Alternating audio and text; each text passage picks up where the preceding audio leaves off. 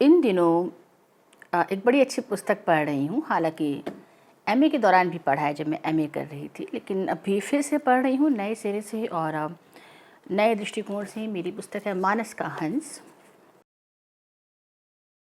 तुलसीदास जी के जीवन पर आधारित है। गोस्वामी तुलसीदास रामचरितमानस के रचयिता या श्री राम की भक्ति को घर घर में पहुँचाने वाले गोस्वामी तुलसीदास की जीवन पर आधारित यह उपन्यास है। अमृतलाल नागर द्वारा रचित मानस का हंस काफ़ी चर्चित, काफ़ी प्रसिद्ध उपन्यास है। तो मैं यहाँ पर आज जो बात कर रही हूँ वो यह है कि जैसे गोस्वामी तुलसीदास के बारे में अक्सर यह बात आती है ना कि उन्होंने अपनी पत्नी का त्याग कर दिया था, रत्नावली का। रत्नावली की जीवनी पर भी मैंने एक पुस्तक मंगवाई है। आचार्य वेदव्रत शास्त्री जी द्वारा रचित है यह पुस्तक, उत्तर प्रदेश हिंदी संस्थान द्वारा प्रकाशित रत्नावली। तो अक्सर यह बात आती है, यह विमर्श चलता है कि तुलसीदास जी ने अपनी जो है पत्नी रत्नावली का त्याग कर दिया था और निंदा के पात्र बनते हैं वह। ऐसा भी कह दिया जाता है कि स्त्री विरोधी थे। तो कहीं ना कहीं कुछ उनकी जो पंक्तियां हमको रामचरितमानस में दिखती हैं, कुछ बातें उनकी दिखती है, तो हमको ऐसा लगता है कि हाँ वो स्त्री विरोधी थे, ऐसा धारणा बन जाती है जब हम बीच से कोई पंक्ति उठा लेते हैं। लेकिन किसी भी विषय को समझने के लिए उसकी पृष्ठभूमि में जाना जरूरी है। किसी व्यक्ति को जानने के लिए उसकी पृष्ठभूमि में जाना जरूरी है, तब हम किसी निर्णय तक पहुंचते हैं। या दो पंक्तियां उठा के हम बात कर रहे हैं तो हमको पूरा संदर्भ देखने की ज़रूरत है। तो इसी दृष्टिकोण से मैं यह मानस का हंस जो है पढ़ने लगी। शुरू में थोड़ा सा मुझे भी लगा कि स्त्री के प्रति इनका जो दृष्टिकोण है वह थोड़ा अलग है, लेकिन जैसे जैसे आप इसमें आगे बढ़ते जाते हैं वैसे वैसे आप तुलसीदास जी के जीवन को, उनके व्यक्तित्व को समग्रता में समझने लगते हैं। अनाथ की तरह एक तरह से जीवन बीता। माता पिता ने त्याग दिया था जन्म के साथ ही। वह पृष्ठभूमि भी अलग है, उपन्यास में वह भी मिल जाएगी कि जन्म के समय ही कुछ ग्रह नक्षत्र ऐसे थे, इनके पिता भी ज्योतिष थे, तो इनका त्याग कर दिया था। यह सोचिए कि यह बालक जो है शुभ नहीं है, अच्छे ग्रह नक्षत्रों में पैदा नहीं हुआ, आदि आदि आदि, इनका त्याग कर दिया गया था। और फिर माता पिता के त्यागने के बाद एक भिक्षुड़ी ने इनको पाला, एक भिखारी स्त्री के साथ इनका जो है जीवन बीता। पार्वती अम्मा जिन्होंने इनका लालन पालन किया, और ये भी बचपन से माँ के साथ जो है पालने वाली जो माँ थी उनके साथ भिक्षाटन करते रहे। तो काफ़ी गरीबी में, काफ़ी तंग हालात में इनका जो है जीवन बीता था। देश की परिस्थितियाँ भी अलग थी, आक्रमणकारी आए हुए थे, तो काफ़ी अलग अलग सामाजिक परिस्थितियाँ थी, पारिवारिक जीवन था। तो गरीबी, तंगहाली, दुत्कार, उपेक्षा इनको जीवन में बचपन से ही इनको जो है मिली। और उसके बावजूद इनका एक सौभाग्य का उदय हुआ जब इनको नरहरिदास से इनकी मुलाकात हुई और वहाँ से धीरे धीरे राम भक्ति के मार्ग में आगे बढ़े, शिक्षा प्राप्त की, धीरे धीरे रास्ते खुलते गए और अच्छा इनका जो है नाम हो गया। ज्योतिष में भी जन्मजात भी था वो इनमें, इन्होंने अध्ययन भी किया, शिक्षा भी प्राप्त की। मोटे तौर पे मैं आपको यह बात बता रही हूँ। और काफ़ी इनका जो है युवावस्था तक आते आते नाम हो गया ज्योतिष के क्षेत्र में, विद्या के क्षेत्र में, कथा वाचने के क्षेत्र में। दूर दूर से लोग इनके पास आते थे, राजा महाराजा आते थे, बादशाह आते थे कुंडलियाँ पढ़वाने, जन्मपत्रियाँ पढ़वाने तुलसीदास के पास। अब क्योंकि ज्योतिष थे तो वो अपने बारे में स्वयं जानते थे कि विवाह तो मेरा होगा। स्वाभाविक है, जो सबकी कुंडलियाँ बाँच रहा है उसको अपने बारे में तो पता ही होगा। और कहीं ना कहीं यह भी इनको ज्ञात था कि विवाह चुनौतीपूर्ण रहेगा, तो इसीलिए थोड़ा ये स्त्री के प्रति थोड़ा भागते रहते थे कि नहीं, मुझे प्रेम में नहीं पड़ना। पर वह इनके भीतर भी था कि आप जिस चीज़ से बचना चाहते हैं वो चीज़ आपको आकर्षित भी ज़्यादा करती है। तो उस उपन्यास में तो ऐसा हमको जिक्र मिलता है कि उनको पहले भी एक दो जगह आकर्षण हुआ। वह यहाँ विमर्श का मुद्दा नहीं है, तो उस पर मैं बात नहीं करूँगी। मैं रत्नावली के संदर्भ में ही बात करूँगी। तो रत्नावली से जब इनका विवाह हुआ, एक ज्योतिष परिवार की ही लड़की थी, सेठ परिवार की लड़की थी, काफ़ी धनी संपन्न परिवार की लड़की थी, और ये तो गरीब थे, लेकिन सम्मान बहुत था, दान दक्षिणा पाके इनका जीवन अच्छा चल रहा था। रत्नावली के पिता चाहते थे कि भाई ऐसा दामाद मिल जाए जो जमाई की तरह रहे, बेटी का ख्याल रखे, परिवार से जुड़ा रहे, क्योंकि उनका बेटा नहीं था और वो बेटी को ज़्यादा दूर भेजना नहीं चाहते थे। तो रत्नावली सर्वगुण संपन्न, बहुत ही सुंदर, सुयोग्य, शिक्षित लड़की थी। और तुलसीदास के जीवन में जो प्रेम का अभाव था वो रत्नावली से मिलने के बाद पूर्ण हो गया। पहली नज़र में ही उन्हें रत्नावली से जो है प्रेम हो गया था और यह प्रेम आगे बढ़ता गया। इनका वैवाहिक जीवन बहुत सुखद था, बहुत चाहते थे रत्नावली को, मुग्ध एकदम।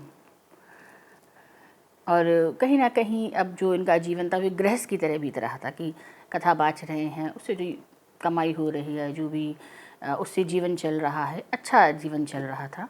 लेकिन यह इनका मूल स्वभाव तो नहीं ही था गृहस्थ का जीवन। और यहाँ पे हमको एक संघर्ष दिखाई देता है कि वो रत्नावली से अत्यधिक प्रेम करते हैं, मुग्ध हैं उस पर, मोहित हैं। और लेकिन स्त्रियोचित जो एक व्यवहार है वो भी रत्नावली का हमको दिखाई देता है कि लड़कियाँ आमतौर पर जो होता है विवाह के बाद, पता नहीं क्यों भारतीय लड़कियों के साथ यह एक समस्या है कि वो विवाह के बाद मायके में ज़्यादा घुसने लगती हैं, मायके वालों के ज़्यादा करीब हो जाती हैं। और यही रत्नावली का हमको दिखता है कि आना जाना उसका ज़्यादा है, घर मायके वालों का आना जाना ज़्यादा है। और इस प्रकार से घर में जो है थोड़ा तनाव का माहौल जो है बनने लगता है। एक सामान्य व्यक्ति जो अकेला पूरा जीवन रहा हो, जिसने बड़ा संघर्षपूर्ण जीवन जिया हो और अध्ययनशील प्रवृत्ति का रहा हो और इसका समाज में इतना सम्मान हो, वह निश्चित तौर पर किसी भी इस प्रकार के प्रपंचों में नहीं फंसना चाहेगा, वह दूर रहना चाहेगा। लेकिन अब गृहस्थ जीवन है तो कुछ समय तक वो इसको अनदेखा करते हैं। और फिर पत्नी से अत्यधिक प्रेम भी है, और रत्नावली भी है बात जानती, रत्नावली भी ने बहुत चाहती है, बहुत सम्मान करती है, दोनों पति पत्नी में बहुत प्रेम है। पर यही एक स्थिति ऐसी बनती है जहाँ पर शायद तुलसीदास को खुद ही एहसास नहीं है कि वह रत्नावली से किस तरह गहन प्रेम कर रहे हैं, कितना डूब गए हैं उसके प्रेम में, कि कई बार वो ये भूल जाते हैं कि मेरा एक व्यक्तित्व, एक निजी व्यक्तित्व भी है जो समाज में है, जो दुनिया की नज़र में है। और ऐसा ही तब हुआ जब रत्नावली जो है मायके गई हुई है, बारिश हो रही है और तुलसीदास उसको खोजते हुए रात के समय मायके पहुंच गए। उनका प्रेम था रत्नावली के प्रति, क्यों नहीं रोक पाए अपने आप को, चिंता करते हुए। शायद उनके जीवन में प्रेम का एकमात्र आधार रत्नावली ही थी, तो वो चिंता करते हुए रत्नावली के पीछे पहुंच गए, देर रात पहुंचे। और रत्नावली क्योंकि एक संपन्न परिवार की स्त्री थी, उसके जीवन में प्रेम का अभाव नहीं था, सम्मान का अभाव नहीं था, बचपन से ही उसने सब कुछ पाया था। तो शायद दो विपरीत स्वभाव के लोग जब मिलते हैं तो ऐसा होता है कि एक बहुत भावुक है, इमोशनली बहुत कमज़ोर है, और दूसरे ने उस तरह का भावनात्मक अभाव जीवन में नहीं देखा है। तो कहीं ना कहीं रत्नावली इनको जब झिड़क देती है कि आप इतनी रात को आ गए, आपको शर्म नहीं आती है, या आपको इतना जो आप मेरे प्रति इतने आसक्त हैं, इतना यदि आपने भगवान राम की भक्ति में आसक्ति लगाई होती तो आपका पता नहीं आज आप कहाँ होते। तो सुनकर यह बड़ी सामान्य डांट लगेगी। यदि यह एक सामान्य व्यक्ति से कही गई बात है तो ये एक सामान्य बात हो जाती है कि हाँ पति पत्नी हैं और बहस हो गई या डांट दिया। लेकिन एक ऐसा व्यक्ति जो बहुत अध्ययनशील प्रवृत्ति का रहा हो, जिसने पूरा जीवन अकेलापन झेला हो, उपेक्षा झेली हो, रिश्तों का अभाव उसके जीवन में रहा हो, प्रेम का अभाव रहा हो, चेतना संपन्न हो, लेकिन कुछ पल के लिए, कुछ वर्षों के लिए वह प्रेम में इस प्रकार डूबा, मोह में इस प्रकार डूबा कि वह स्वयं को भूल गया। तो उसके लिए रत्नावली जैसे व्यक्ति की यह दुत्कार, यह झाड़ एक झकझोरने वाली बात होती है। तो यहाँ उन्हें रत्नावली से घृणा नहीं हुई, वह रत्नावली से नाराज नहीं हुए। रत्नावली के इस प्रकार झिड़कने से या दुत्कारने से उनके पुरुष अहम को चोट नहीं पहुंची। जो कई बार हम कह देते हैं ना कि पुरुष का जो उनका अहंकार था वो चोटिल हो गया, नहीं, आपको इस विषय को एक मनुष्य के संदर्भ में देखना होगा, संवेदनशील होकर देखना होगा, तब आप इसको समझ सकते हैं कि उनका जो है वह आहत नहीं हुआ था, उनको एकदम से झटका सा लगा, या शायद एक चेतना उनकी वापस आई कि ये मैं क्या कर रहा हूँ, क्या कर रहा हूँ ये उनको महसूस हुआ एक झटके में कि वह किस प्रकार मगन होके पत्नी के प्रेम में सब भूले बैठे हैं। और समाज में उनका इतना सम्मान है, दूर दूर से लोग उनके पास आ रहे, भविष्य जानने, कथा सुनने लोग आ रहे हैं। उनकी राम भक्ति सब जगह प्रसिद्ध है। उन्होंने बड़ा ही संघर्षपूर्ण जीवन जिया है और उसके बाद उन्होंने स्वयं अपनी मेहनत से, अपनी प्रतिभा से एक समाज में अपनी एक प्रतिष्ठा पाई है। लेकिन प्रेम जो भाव है, जो मोह है, उसने उन्हें इस हद तक कमज़ोर बना दिया कि वो अपने जीवन लक्ष्य से भटक गए। यह उस झटके में उनको जो है महसूस हुआ है, जिसके बाद वो रत्नावली से दूर हो गए, या उन्होंने रत्नावली का आप कह सकते हैं त्याग कर दिया। और किसी भी चेतना संपन्न व्यक्ति के जीवन में ऐसा हो सकता है, क्योंकि उसको पता है, जो चेतना संपन्न व्यक्ति है वह कहीं ना कहीं यह जानता है कि उसके जीवन का व्यापक उद्देश्य क्या है, और इस क्रम में वह उन्हीं लोगों से जुड़ता है जो उसके इस उद्देश्य को समझ सकते हो, सहयोगी बन सकते हो। लेकिन यदि आप इस प्रकार के मोह में फंस जाते हैं तो यह मोह को उन्होंने अपमानजनक रूप में नहीं लिया, लेना भी नहीं चाहिए। चेतना संपन्न व्यक्ति कभी भी इस प्रकार के अपमान को, झिड़क को पर्सनल होके नहीं देखता। वो उसको एक तरह से एक इशारे की तरह देखता है कि शायद यह अपमान, यह पीड़ा मिलनी जरूरी थी, नहीं तो वह अपने लक्ष्य से भटक गए थे कि पारिवारिक प्रपंचों में उलझते जा रहे थे। उनको यहाँ यह एहसास हुआ कि हाँ, ये सही ही तो कह रही है। जितना मैं मोहित रत्नावली के लिए हूँ, दरअसल यह प्रेम तो मेरा राम भक्ति के प्रति होना चाहिए, और मैं था ही। वह उनका नाम बचपन का राम बोला था, पहला शब्द जो उनके मुंह से निकला था वो राम निकला था, तो उनकी राम भक्ति सब जगह प्रसिद्ध थी। तो यह चेतना उनमें जो है झटके में वापस आई कि ये मैं क्या कर रहा हूँ। मुझ जैसा चेतना संपन्न व्यक्ति, पढ़ा लिखा व्यक्ति, विद्वान व्यक्ति कैसे ऐसी भूल कर सकता है। कोई सुनेगा तो क्या सोचेगा कि तुलसीदास जी ने ऐसा किया। तो यह उनकी चेतना जो है वापस आई, और प्रेम खत्म नहीं हुआ, प्रेम उनके जीवन में रहा। हालांकि जब हम इस उपन्यास को पढ़ते हैं तो दिखता है कि 59 वर्ष वो घर नहीं लौटे। रत्नावली जब मृतशैया पर है तब वो आए हैं, और बड़ा कठोर आपको उस वक्त लगता है जब आप शुरुआत में इसको पढ़ते हैं, तो आपको लगता है कितना कठोर हृदय था तुलसीदास जी का कि वो 59 बरस वापस नहीं लौटे। लेकिन जब आप सामान्य रूप से इस विषय को देखते हैं, पुरुष और स्त्री के भाव से हटकर इस विषय को देखते, तो आपको लगता है कि वह क्यों नहीं आए। यह आप समझ सकते हैं, क्योंकि उनको पता था कि रत्नावली मेरी कमजोरी है, उससे इतना प्रेम है, उसके प्रति इतना मोह है कि यदि मैं उससे मिलूँगा, जाऊँगा तो मैं फिर भटक जाऊँगा, मैं फिर वापस आ जाऊँगा। यह संभावना थी, यह उन्हें विश्वास था, और ऐसा हुआ है। पहले भी जब वो इतने साल उनके साथ रहे, कोई तुरंत तो छोड़ नहीं दिया था, बच्चा भी हुआ था, बच्चे की मृत्यु हो गई थी, साथ रहे हैं, कम उम्र में विवाह हो गया था।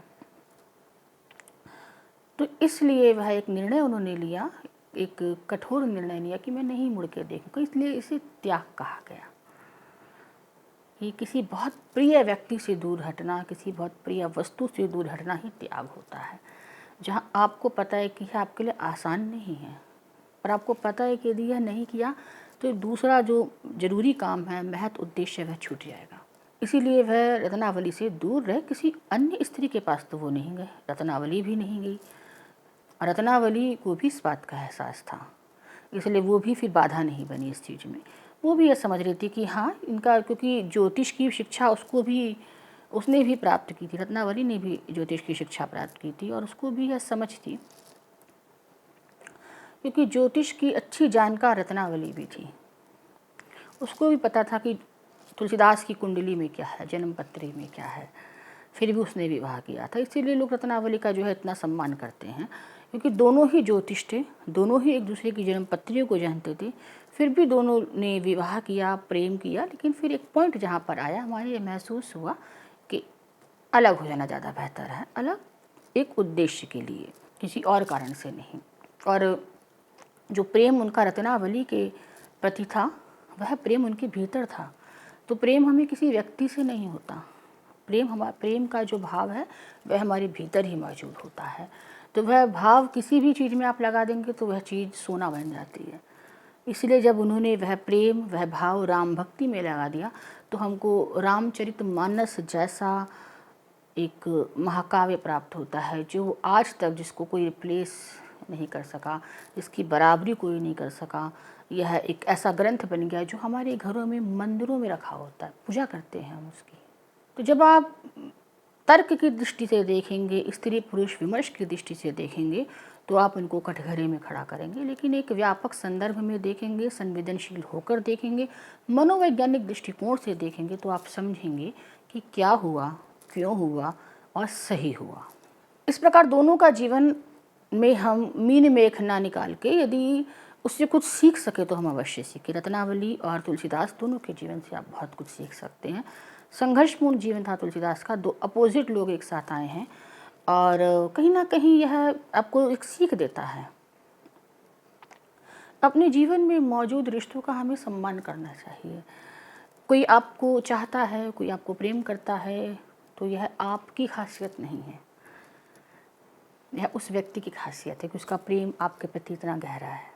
इसको ऐसा नहीं मानना चाहिए कि मुझ में कुछ बड़ी खास बात है, मैं स्पेशल हूँ और इनके पास तो कोई काम ही नहीं है, मेरे पीछे पड़े रहते हैं। पहली जो सीख है वो ये है कि अपने जीवन में मौजूद रिश्तों का हम सम्मान करें और समय रहते समझें कि कोई हमें चाहता है तो यह उसकी खासियत है, क्योंकि वही प्रेम रत्नावली के प्रति है। लेकिन जब वही प्रेम का बड़ा स्वरूप राम की भक्ति में लग गया तो आपके सामने है रामचरितमानस।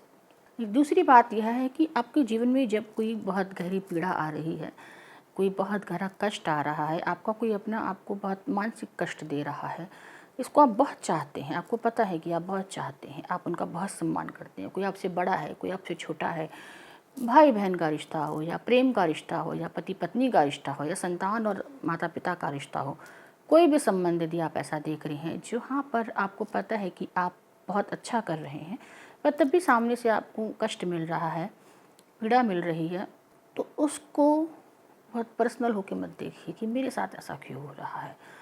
उस पर चिंतन कीजिए। जैसे तुलसीदास को ये रियलाइज़ हुआ कि कई बार ईश्वर क्या करता है, अगर आप ईश्वर को नहीं मानते तो सृष्टि या प्रकृति जो रचना करती है वैसी करती है कि पहले हमें किसी से अत्यधिक मोह हो जाता है, किसी व्यक्ति से, किसी विषय से अत्यधिक मोह हो जाता है और हम सब कुछ छोड़ के उसके पीछे भागते हैं, उस विषय के पीछे कि हमें यही चाहिए, उस व्यक्ति के पीछे कि हमें लगाव है, हमें उसकी चिंता है और हम उसके बिना नहीं रह सकते। और फिर जब मोह एकदम अति में पहुंच जाता है तो वहीं से आपको जो है एक पीड़ा मिलती है, वहीं से आपको बहुत गहरी चोट मिलती है।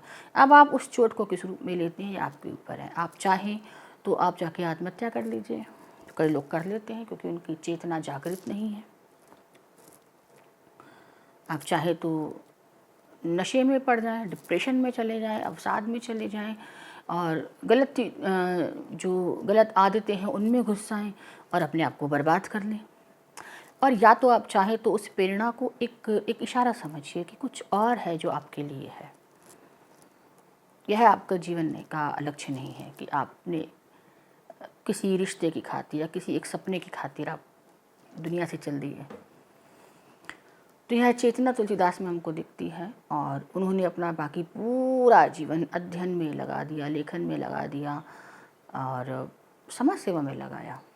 और उस काल में ऐसे संतों की ज़रूरत थी। तो बहुत निजी होकर हम देखेंगे तो हमको अनेक उन विसंगतियाँ देखेंगे कि देखिए पत्नी को छोड़ दिया, अकेला छोड़ दिया। लेकिन यदि आप व्यापक संदर्भ में देखेंगे तो आप ना सिर्फ तुलसीदास को बल्कि ऐसे तमाम लोगों को समझ सकेंगे जिन्हें किसी एक मोड़ पर विरक्ति हो गई अपने गृहस्थ जीवन से या अपने किसी संबंध से, क्योंकि कहीं ना कहीं एक समय तक उस रिश्ते के प्रति, उस व्यक्ति के प्रति या उस इच्छा के प्रति उनमें बहुत गहरी आसक्ति रही है, बहुत गहरा मोह रहा होता है। इसीलिए एक समय के बाद वह मोह बहुत गहरी पीड़ा में तब्दील हो जाता है, जिसके बाद ऐसा होता है कि व्यक्ति में विरक्ति आ जाती है कि ये नहीं चाहिए अब ये चीज़, जिसके कारण इतना आपको तकलीफ़ हुई है। और तकलीफ़ होने की वजह है, वो इसको पर्सनल होके नहीं देखते, विद्वेष के भाव से नहीं देखते, घृणा के भाव से नहीं देखते, वो इसको एक स्वयं में एक सुधार के भाव से देखते हैं कि मुझे शायद कुछ और करने की ज़रूरत है, मुझे अपने अंदर परिवर्तन करने की ज़रूरत है, मुझे अपनी यह ऊर्जा, यह भावनाएं कहीं और लगाने की ज़रूरत है, और ऐसा ही व्यक्ति जो है महान बनता है। शायद जब हम इस चीज़ से निकल जाते हैं, जैसे आजकल हो रहा है, हम बहुत से केस ऐसे सुनते हैं जहाँ पे लोगों ने आत्महत्या कर ली, कोई रिश्ता ख़राब हो गया तो, क्योंकि उनमें चेतना जागृत नहीं है, उन्हें छोड़ना नहीं आता, उन्हें बस पकड़े रखना आता है। और जब उनको लगता है कि वो किसी चीज़ को पकड़ नहीं पा रहे हैं, किसी व्यक्ति को पकड़ नहीं पा रहे हैं, तो उनको आत्महत्या कर लेने का रास्ता ज़्यादा आसान लगता है। तो समय है कि हम ऐसे महान लोगों पर सवाल उठाने से बेहतर हैं उनके जीवन में झांक ताक करके वहाँ से विमर्श निकालने का प्रयास करने से बेहतर है कि हम यह समझें कि वहाँ से हम सीख क्या सकते हैं, हमको वहाँ से क्या प्रेरणा मिलती है। और जितनी भी आपको ऐसे महान लोग दिखेंगे, आपको वहाँ से बहुत कुछ सीखने को मिलेगा। हाँ, बात यह की जा सकती है कि भाई स्त्रियों में यह चेतना क्यों नहीं आ पाती। हमको ऐसे पुरुष बहुत से दिखते हैं जिन्होंने गृहस्थ जीवन का त्याग कर दिया, मोक्ष पाने निकल गए, संन्यास के मार्ग पे निकल गए, या अध्ययन और लेखन के मार्ग पे निकल गए। हमें स्त्रियां ऐसी क्यों नहीं दिख पाती जिन्होंने अपने गृहस्थी जीवन का त्याग किया। शायद होंगे एक दो एग्जाम्पल, पर व्यापक तौर पे नहीं दिखते हैं। इस पर हम विमर्श कर सकते हैं, इस पर हम जरूर सवाल उठा सकते हैं कि समाज स्त्रियों को भी यह छूट दे कि वह भी अपनी जो है चेतना से जुड़ी हो, चेतना संपन्न हो। स्त्रियों को हम उनका अति भावुक होना, जो उनकी खूबसूरती मानते कि बहुत भावुक हैं और बहुत संवेदनशील हैं, उसकी जगह हम स्त्रियों से भी यह अपेक्षा रखें कि उनमें भी यह चेतना जागे कि वो कौन है, उनके जीवन का व्यापक उद्देश्य क्या है। हालांकि ऐसा अभी बहुत ज़्यादा हमको देखने को नहीं मिलता, कुछ कुछ जगह ऐसे एग्जाम्पल दिखते हैं। ज़्यादातर हमको यही दिखता है, थोड़ा दुखद है कहना, कि महिलाएं ज़्यादातर घरेलू प्रपंचों में ही घुसी रहती हैं, चाहे विवाह किया हो या ना किया हो। विवाह हो जाने के बाद भी बहुत सक्सेसफुल महिलाओं को मैं देखती हूँ जो बहुत कामयाब है, जिनका करियर बहुत अच्छा है, उनको भी मैं देखती हूँ कि वो अंततः वहीं घर गृहस्थी के प्रपंचों में घुसी रहती हैं। दुनियादारी की उनको सब सुनना होता है कि घर परिवार में क्या हो रहा है, भाई बहनों के जीवन में क्या हो रहा है, सब प्रपंच उनको सुनना होता है।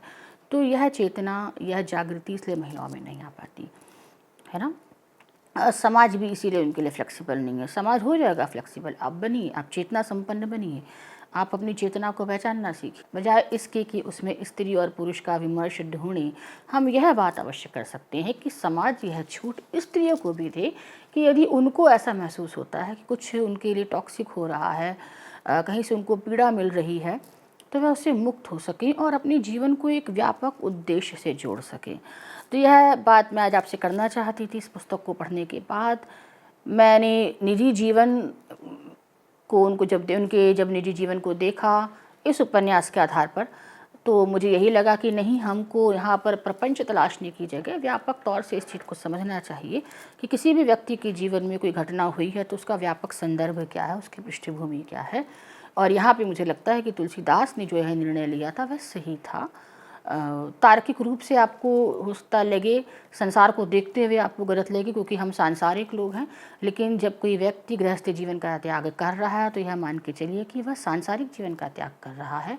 तो सांसारिक दृष्टिकोण से उसका मूल्यांकन करना तर्कसंगत नहीं होगा, क्योंकि त्यागने का जो भाव आया है गृहस्थ जीवन, वह सबसे पहले यह स्वीकार्य के भाव ही आया, यह स्वीकारने के बाद ही आया है कि अब मुझे परवाह नहीं है कि लोग क्या कहेंगे। सांसारिक जीवन जीते हुए हम किसी ऐसे व्यक्ति के जीवन का सही मूल्यांकन नहीं कर सकते जो उस सांसारिक मोह से अपने आप को विमुक्त कर चुका हो।